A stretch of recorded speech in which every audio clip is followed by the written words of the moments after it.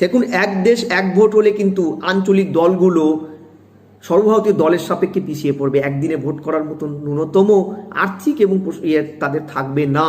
অর্থাৎ এটা কি ওয়ান নেশন মানে ওয়ান পার্টি ডেমোক্রেসি বা টু পার্টি ডেমোক্রেসির দিকে তাহলে পরবর্তীকালে এগিয়ে যাবে না, এই একটা কিন্তু আশঙ্কা।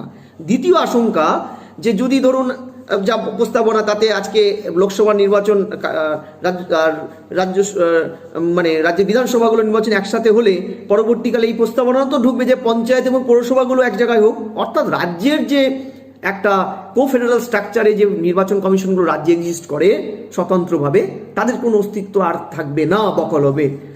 আর চতুর্থ যেটা, যে 18টা সাংবিধানিক সংশোধনের মাধ্যমে এটা করার প্রস্তাবনা এসেছে 18,626 পাতাতে, তাতে যে ধরনের সংবিধান পরিবর্তনের কথা বলা আছে সেটা কিন্তু মৌলিক কাঠামোর পরিবর্তন।